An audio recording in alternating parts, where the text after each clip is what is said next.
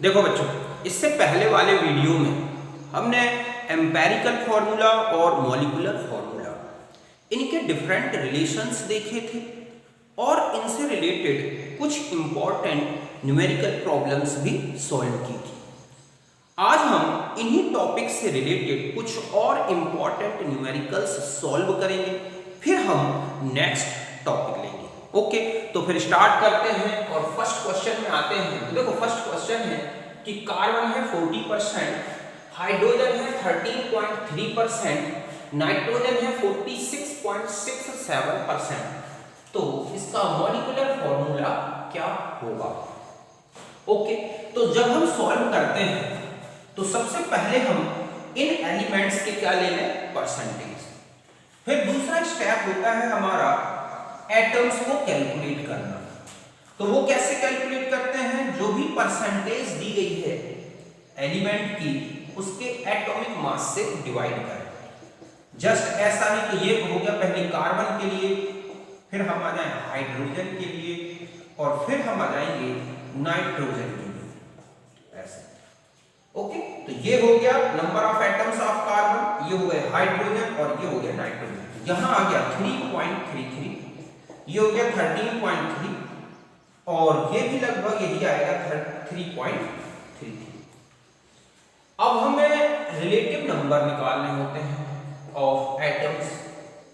तो मैंने आपको बताया था कि जो नंबर ऑफ एटम्स हैं उसमें सबसे छोटा जो नंबर हो उस नंबर के रिस्पेक्ट में सबको डिवाइड करें।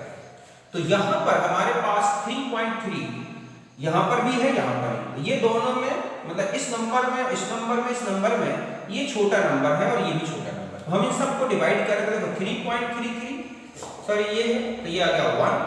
13.3 अपॉन 3.3 तो ये आएगा 4 और 3.3 अपॉन 3.3 तो ये आएगा 1। तो हमारा फॉर्मूला क्या बन गया? CH4n।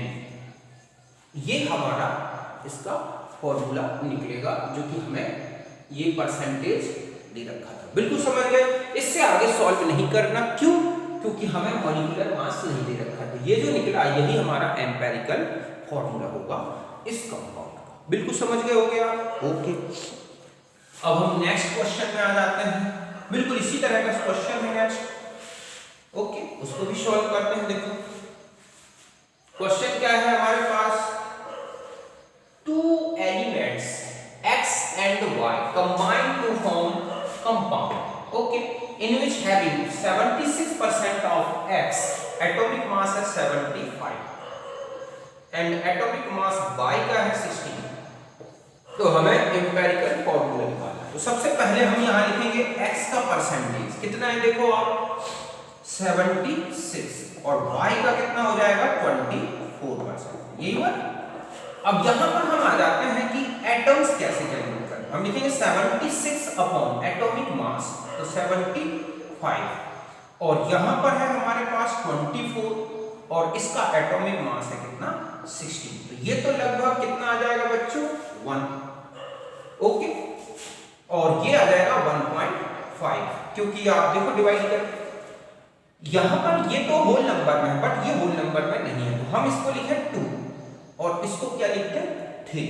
तो x तो हो गए हमारे पास 2 और y कितना हो गया? 3। तो ये इसका क्या बन जाएगा? फॉर्मूला। समझ गए ना? यही हमें डिटरमाइन करना था। तो यहां तक आप समझ गए होंगे। आगे बढ़ते हैं हम। अब देखो बच्चों, इस तरह के जो क्वेश्चंस हैं काफी आपको सीट में मिलेंगे एक्सरसाइज में, और ये आने ही हैं। ये बहुत ही इंपॉर्टेंट क्वेश्चंस हैं। क्वेश्चन क्या है देखो, crystalline solid when heated becomes anhydrous and loses 51.2% of its weight. The anhydrous salt on analysis give Mg 20%, sulphur 26.66% and oxygen 53.33%। तो कह रहे हैं कि calculate the formula of salt in anhydrous and hydrated state. मतलब ये है कि ये जो क्रिस्टलाइन सॉलिड है इसको जब हीटेड किया गया तो जो वेट में लूज हुआ है या वेट लॉस जो हुआ है वो किसके कारण हुआ है? उसमें से वाटर के रिमूवल के कारण। तो इसका मतलब है कि जब वो सॉल्ट हाइड्रेटेड स्टेट में रहा होगा तो उसमें कुछ ना कुछ वाटर के मॉलिक्यूल्स रहे होंगे। तो वो कितने रहे होंगे उस स्टेट में? मतलब यह है कि जब वो क्रिस्टलाइन स्टेट हाइड्रेटेड स्टेट में है तब क्या फॉर्मूला बनेगा, और जब ये एनहाइड्रस स्टेट में है तब क्या फॉर्मूला बनेगा, हमें इसको डिटरमाइन करना है। तो पहले तो हम ये देखेंगे कि हमें जो एलिमेंटल परसेंटेज दी रखी है इससे हम पहले एनहाइड्रस स्टेट में जो कंपाउंड है उसका क्या निकाल लें, फॉर्मूला। फिर हम कैलकुलेट करेंगे इसका हाइड्रेटेड स्टेट। तो यहां पर देखो, जब हम इस क्वेश्चन में आएंगे तो पहला हम ये देखेंगे कि Mg का परसेंट कितना है, 20 हो गया। सल्फर का परसेंट देखो कितना है, 26.66, और ऑक्सीजन कितना है, 53.33। ओके, ये तो इनके परसेंट है। क्या है ये इनके परसेंट। अब आप यहां पर एटम्स कैलकुलेट करोगे तो कितना हो जाएगा, देखो 20/24। देखते हैं अभी ये कितना आता है, ये है 26/66 अपॉन में क्या करेंगे 32, और यहां पर हम लिखेंगे 53.33/60। ओके, तो ये देखेंगे हम कि 20 डिवाइडेड बाय 24, तो ये आ गया 0.83। कितना आ गया, 0.83। यहां पर भी यही आएगा 0.83, और जब हम इसको डिवाइड करेंगे 53.33 डिवाइडेड बाय 16, तो ये आ गया हमारे पास 3.33। ये दो छोटे नंबर हैं, किसी एक से हम डिवाइड करेंगे तो लिखेंगे 0.83/0.83, ये हो गया 1, 0.83/0.83, ये भी हो गया 1, 3.33/0.83, तो ये हो जाएगा 4। अब आप फॉर्मूला देखो क्या निकला है। तो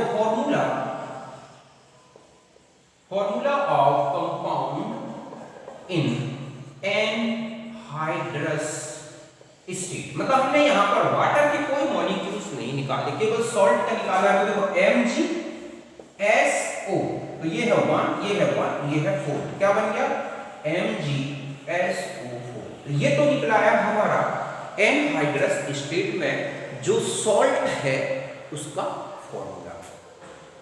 अब क्वेश्चन में ये कह रहा है कि आपको इसको हाइड्रस और एनहाइड्रस दोनों स्टेट में कैलकुलेट करना है। समझ गए ना कि जब वो एनहाइड्रस में है और जब हाइड्रेटेड स्टेट में है तो क्या फॉर्मूला है। समझ गए बच्चों कि एक क्रिस्टलीय ठोस था, उसको गर्म किया गया तो उसका भार कितने परसेंट कम हो गया, 51.2% क्या हो गया, कम हो गया। तो वो पूछ रहा है कि और फिर जब इस एनहाइड्रस जब वाटर निकल गया तो इसमें ये परसेंटेज थे एलिमेंट्स के, तो पूछा गया है कि इसका जो फॉर्मूला है वो हाइड्रस स्टेट में क्या है और एनहाइड्रस स्टेट में क्या है। तो पहले तो आप MgSO इनके बेस पर आपने देखा इसका जो एनहाइड्रस स्टेट में फॉर्मूला है वो आ गया MgSO4। ओके, यहां तक आ गया। अब हमें कैलकुलेट करना है हाइड्रेटेड स्टेट में। तो सबसे पहला तो हमें ये देखना होगा कि जब सॉल्ट हाइड्रेटेड स्टेट में रहा होगा तो उसमें कितना वाटर रहा होगा। तो हमें यहां पर वाटर अमाउंट कैलकुलेट करनी होगी। वाटर अमाउंट देखो ये होगा, इसका फॉर्मूला डायरेक्ट बता दो, percentage loss upon 100 minus percentage loss into molecular weight of anhydrous salt. मतलब ये इसका ये है कि जो इतना सॉल्ट है, देखो लॉस किसके कारण हुआ है, वाटर के रिमूवल के कारण। तो जब वाटर रिमूव हो गया होगा तो सॉल्ट कितना बचा, हम ये मान लें ये परसेंट में है तो 100 ग्राम का सॉल्ट था, आपने उसमें से परसेंटेज लॉस कर दिया, तो ये जो अमाउंट बची ये है सॉल्ट की अमाउंट एनहाइड्रस स्टेट में। तो इतना एनहाइड्रस सॉल्ट के साथ इतना वाटर जुड़ा था, तो जब वो उसके मॉलिक्यूलर वेट के बराबर सॉल्ट लिया जाएगा एनहाइड्रस स्टेट में तो कितना वाटर जुड़ा होगा वो अमाउंट अगर हम कैलकुलेट कर लेंगे तो वही तो हमारा क्या हो जाएगा हाइड्रेटेड स्टेट में फॉर्मूला। तो देखो ये कितना है 51 पॉइंट कितना है लॉस, ये हो गया 100 माइनस 51.2 इनटू अब MgSO4 आप इसको ऐड करके देखो 24 प्लस 32 प्लस 48 ये हमें ऐसा सीधा जोड़ दे, इसका वेट कितना हो गया 96 प्लस ये हो गया 24, कितना हो गया 120। तो यहां हम लिखेंगे 120 मींस ये हो गया 51.2 अपॉन 48.8 इंटू 120। तो इसको सॉल्व करोगे तो ये आएगा 126। कितना आ जाएगा 126।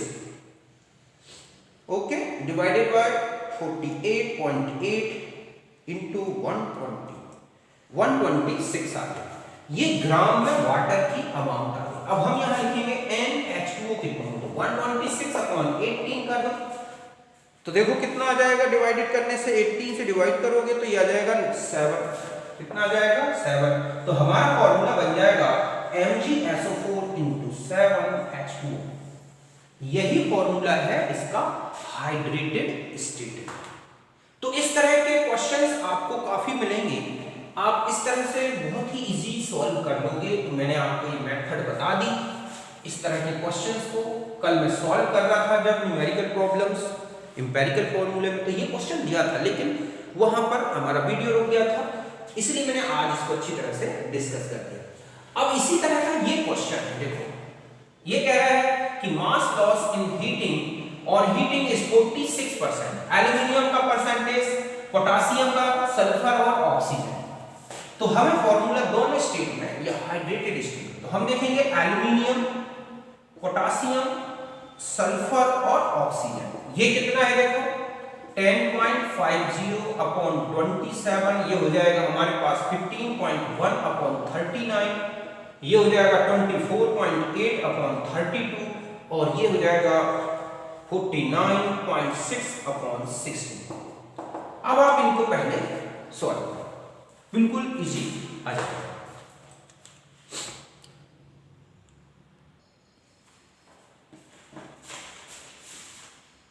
अब देखो बच्चों नेक्स्ट क्वेश्चन में आते हैं। नेक्स्ट क्वेश्चन है कि mass loss on heating is 46% and aluminium 10.5%, potassium 15.1%, sulphur है 24.8%, ऑक्सीजन है 49.6%। तो calculate the formula of anhydrous salt. Okay, तो यहां देखो आप सबसे पहले आप इनके परसेंटेज देखो, है ना, ये परसेंटेज दे रखे हैं, मैंने इनके एटॉमिक मास से डिवाइड कर दिया तो ये नंबर ऑफ एटम्स आ गए और ये है इनका रिलेटिव नंबर। हम जानते हैं कि सॉल्ट का रिलेटिव नंबर ही क्या कहलाएगा, उसका फॉर्मूला, एम्पिरिकल फॉर्मूला। तो हो गया हमारे पास K1 Al1 H2O8। इसका मॉलिक्यूलर वेट अगर आप कैलकुलेट करोगे तो 258 आएगा। तो ये जो फॉर्मूला है ये तो हो गया फॉर्मूला इन, ठीक है, एनहाइड्रस स्टेट। किस स्टेट में है ये, एनहाइड्रस स्टेट। फिर आ जाते हैं वाटर अमाउंट। अब हमें ये देखना है कि वाटर अमाउंट कितनी रही होगी जब सॉल्ट हाइड्रस स्टेट में रहा होगा। तो देखो इसमें लिखा है कि लॉस कितने का है 46 का, तो loss in weight upon 100 minus loss into molecular weight of anhydrous salt. इसको सॉल्व किया तो 219 ग्राम वाटर आ गया, मोल्स में चेंज कर दो तो ये आ गया 219 अपॉन 80 मींस 12। तो हमारा जो फॉर्मूला बना किस स्टेट में, हाइड्रेटेड स्टेट में। तो क्या बन जाएगा देखो बच्चों, हाइड्रेटेड स्टेट में फॉर्मूला क्या हो जाएगा KAlS2O8 इंटू 12H2O, या हम ऐसा भी लिख सकते हैं K2SO4 इंटू Al2SO4 का whole thrice into 24H2O। Fit करी जो है ना एनम, इसी को डबल कर दिया मैंने तो ये बन जाएगा। तो ये था हमारा इस क्वेश्चन का solution. Okay,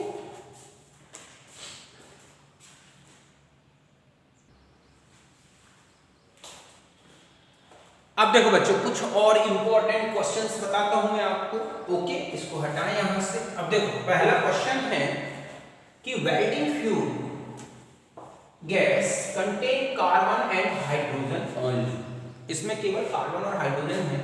burning a small sample of gas give 3.38 gram of CO2 and 0.690 gram H2O and volume of 10 liter of gas of this found is 11.6 ग्राम। तो मॉलिक्यूलर फॉर्मूला क्या होगा, ये कुछ अलग टाइप का क्वेश्चन है। समझे बच्चों, ये कहा गया कि एक फ्यूल गैस है जिसमें इसको जलाने से 3.38 ग्राम कुछ सैंपल लिया गया गैस का और उसको जलाने से 3.38 ग्राम CO2 मिली और 0.69 ग्राम H2O मिला और गैस के 10 लीटर का जो वेट है वो है 11.6 ग्राम। तो पूछा गया है कि मॉलिक्यूलर फॉर्मूला क्या होगा। तो देखो इसको हम यूडियोमेट्री वाला रिलेशन उससे सॉल्व करेंगे। कैसे? देखो आप जानते हैं कि ये हो गया CXHY plus x plus y upon 4, ठीक है। O2 gives x CO2 plus y by 2 H2। यहां x क्या है? मोल, हम ये कहेंगे mole of CO2 in stoichiometric condition. तो अभी तो हम यहां इतना लिखते हैं, ये हो गया x। अब ये मान लें कि देखो स्मॉल अमाउंट बोली गई है, अमाउंट तो बताई नहीं गई। आप ये मान लो कि इसका है 1 मोल, ठीक है। तो इसका कितना बन जाएगा? x मोल। तो इसका कितना हो जाएगा? y by 2 mole. मींस जब हम इसका 1 मोल कंबस्जन कराएंगे तो x मोल तो हमें CO2 मिलेंगे और y बाई 2 H, ठीक है, y बाई 2 मोल किसके होंगे? H2O। अब हमें ये देखना होगा कि CO2 के कितने मोल हैं आफ्टर कंबस्जन। तो आप लिखेंगे यहां पर क्या? Moles of CO2। तो देखो 3.38 अपॉन 44, ओके, 3.38 अपॉन 44, तो ये हो गया 3.38 अपॉन 44 हो गया। तो ये आ गया 0.076। ये तो होगा मोल्स ऑफ CO2। ऐसे ही हम क्या करें? y अपॉन 2, या पहले हम क्या लिखेंगे? Moles of H2। तो ये हमारे पास मोल्स ऑफ H2 कितने हैं ये देखेंगे। तो हम लिखेंगे 0.69 अपॉन 80। तो ये कितना आ जाएगा? देखो कि 0.69 डिवाइडेड बाय 18, तो ये आ जाएगा 0.038। अब हम ये देखेंगे, हम इन वैल्यूज को मींस ये मोल्स और CO2 के मोल्स को उनको थ्योरेटिकल वैल्यू से कंपेयर करेंगे। मींस x इक्वल टू आ गया 0.7076 और y बाई 2 इक्वल टू आ गया 0.038। तो y इक्वल टू कितना आ जाएगा बच्चों? देखो 0.038 इंटू 2 मींस यही आएगा 0.076। यहां तक बात समझ गए? ये आपने रिलेशन लिखा, ईडियोमेट्री में बहुत अच्छे से समझाया मैंने। तो हम ये मान लें कि इसका हम 1 मोल ले रहे हैं, तो इसके x मोल बनेंगे, इसके y बाई 2 मोल्स बनेंगे। अब हमें मोल्स ऑफ CO2 पहले हम इस अमाउंट से निकाल लें, H2O के मोल्स निकाल लिए, फिर हम इस थ्योरेटिकल वैल्यू को इस एक्सपेरिमेंटल वैल्यू से कंपेयर करेंगे। तो हमने देखा कि x की वैल्यू और y की वैल्यू क्या आ गई। तो देखो अगर आप यहां देखें कि x कितना है और y को 0.076, तो ये 1 और ये 1। तो हमारे पास फॉर्मूला बन गया C1H1 मींस CH। तो ये तो हो गया इसका एम्पिरिकल फॉर्मूला, ओके। अब हमें इसे चेंज करना है मॉलिक्यूलर फॉर्मूले में। तो हमें ये देखना होगा कि इसका मॉलिक्यूलर मास कितना है। तो देखो ये कह रहा है कि 10 लीटर का है 11.6 ग्राम, तो 22.4 लीटर का हो जाएगा 11.6 अपॉन 10 इंटू 22.4 जो आएगा 26 ग्राम, ओके। यहां तक बात समझ गए। अब हम इसका एम्पिरिकल फॉर्मूला मास देखो कितना हो गया 30, तो n की वैल्यू कितनी हो गई 26 अपॉन 30 मींस 2। तो मॉलिक्यूलर फॉर्मूला हो गया हमारे पास CH into 2 मींस C2H। और यही हमें क्या करना था? डिटरमाइन करना था। समझ गए आप अच्छी तरह से? तो ये था हमारा नेक्स्ट क्वेश्चन, मतलब फर्स्ट क्वेश्चन का सॉल्यूशन। अब हम आ जाते हैं इस क्वेश्चन में। ये तो बहुत इजी है, आप देखो खुद ही समझ जाओगे कि oxide of sulphur having 50% of sulphur, what is the molecular formula. तो आप यहां पर देखिए सल्फर है 50 ग्राम, तो ऑक्सीजन भी कितना है 50। हम यहां लिखेंगे 50 अपॉन, ठीक है, 32, तो यहां हो जाएगा 50 अपॉन 16, ओके। तो देखो ये क्या आ गया कि 50 अपॉन 32, तो 1.56, ओके। और ये इसका डबल आ जाएगा कि 50 अपॉन 16, 3.125, 3.125। तो ये तो हो जाएगा 1 और ये हो जाएगा 2। तो हमारे पास फॉर्मूला बन गया SO2। यही हमें फॉर्मूला बताना था। समझ गए ना? सीधा सीधा परसेंटेज से रिलेटिव नंबर निकाला, वही फॉर्मूला बन गया। आपको मॉलिक्यूलर मास तो दे नहीं रखा, तो जो एम्पिरिकल फॉर्मूला है वो मॉलिक्यूलर फॉर्मूला भी है। फिर है Na2SO4 into XH2O loses 55.9% of its weight on heating. The formula of hydrous salt means हमें X की वैल्यू बतानी है। देखो आपको ये सॉल्ट का फॉर्मूला तो डायरेक्ट ही दे दिया, कुछ करने की जरूरत नहीं है, बस आपको वाटर की अमाउंट निकालनी है। तो वाटर अमाउंट देखो कितनी हो जाएगी, तो लॉस इन वेट 55.9 100 माइनस 59 ये हो गया इनटू इसका मॉलिक्यूलर वेट एनहाइड्रस सॉल्ट का, तो 96 और 46, तो कितना हो गया बच्चों, ये हो गया, और ये हो गया आपके पास 9 और 4 13 और 1 14, तो ये 142। ओके, तो यहां पर देखो आप कितना वेट आ जाएगा, माइनस 55.9 44.1, तो ये हो जाएगा आपका 55.9 divided by 44.1 into 142 178 divided by 80, तो ये आ गया 180। कितना आ गया 180 ग्राम। तो NH2O कितना हो जाएंगे 180 अपॉन 80 मींस 10, तो हमारा फॉर्मूला हो गया Na2SO4 into 10H2। ओके, इस तरह से आपने हाइड्रस स्टेट का बता दिया, जस्ट बिल्कुल ऐसा ही सॉल्व इसमें करना। अब वो ये कह रहा है कि ये सॉल्ट है MgSO4 into XH2 13% वाटर है, मींस अगर हम इसे हीटेड करें तो 13% वेट लॉस हो जाएगा। तो मास ऑफ, ये हम ये कहेंगे कि मास ऑफ वाटर कितना हो जाएगा, ठीक है, तो हम यहां लिखेंगे कितना लॉस हो रहा है 13% अपॉन 100 माइनस 13 इनटू इसका मॉलिक्यूलर मास कितना होता है 120, तो 13 अपॉन 87 इनटू 120, तो ये देखो कितना आ जाता है आपके पास 113 डिवाइडेड बाय 87 इनटू 120, ये आ गया आपके पास 18 ग्राम। कितना आ गया 18 ग्राम। तो मोल कितने हो गए H2O के 18 by 18 मींस 1, तो हमारा फॉर्मूला बन गया MgSO4 into H2O। तो इस तरह के क्वेश्चंस आपको बहुत मिलेंगे एक्सरसाइज में, जिसमें आपको इस तरह से वेट लॉस दे रखा होगा, फॉर्मूला, वाटर मॉलिक्यूल्स, इस तरह के, तो बहुत इजी है ये क्वेश्चन। पहले एम्पिरिकल फॉर्मूला निकालना, फिर वाटर मॉलिक्यूल निकालना, फिर फॉर्मूला बताना, एक तो ये मेथड है और एक ये सिंपल सी। तो ये थे हमारे कुछ इंपॉर्टेंट क्वेश्चंस जो कि न्यूमेरिकल प्रॉब्लम्स किससे रिलेटेड है, एम्पिरिकल फॉर्मूला और हमारे मॉलिक्यूलर फॉर्मूला से। ओके, इसे नोट करें।